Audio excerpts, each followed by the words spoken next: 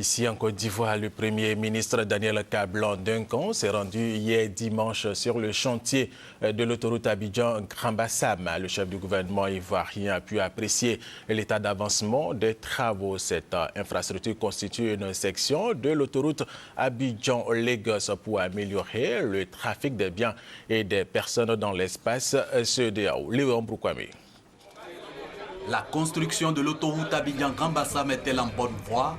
La réponse c'est oui, indique le ministre des Infrastructures économiques Patrick Achi au Premier ministre Daniel Kablan-Duncan. 20%, le taux d'exécution des travaux sur l'ensemble des 28 km longueur de l'autoroute. Les ouvrages déjà réalisés se concentrent sur le tronçon hors de la zone urbaine, long d'environ 18 km. Débroussement sur 13 km, traitement de sol sur 9 km, remblai de sable et couches de forme, respectivement sur 8 et 4 km.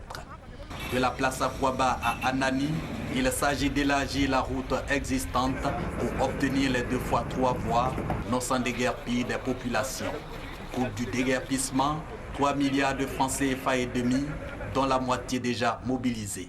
Restent les modalités pratiques pour passer à l'opération d'ici à décembre 2013. Quand c'est à l'intérieur, les populations ne sont pas touchées. Quand c'est à l'extérieur, les populations sont touchées.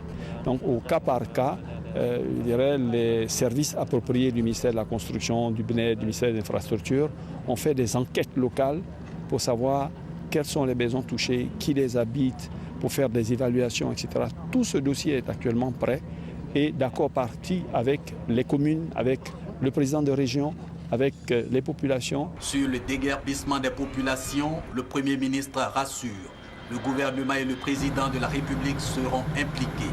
Objectif, éviter de faire des mécontents et garantir l'achèvement de l'autoroute Abidjan-Grand Bassam, un projet comptant pour l'autoroute Abidjan-Lagos. Nous avons commencé nos tronçons comme les Nigérians ont commencé leurs tronçons. Donc c'est un dossier important. Et je suis heureux de l'avancement des travaux, même s'il y a des difficultés qu'on nous a signalées.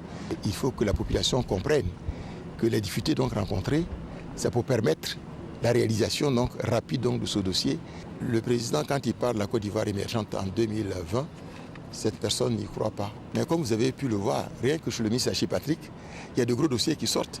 L'autoroute à péage Abidjan-Grand Bassam, c'est un investissement de 62 milliards de francs CFA, financé à 84% par la Chine. Les travaux démarrés en août 2012 sont prévus pour s'achever fin mars 2015 avec réhabilitation de l'actuelle route.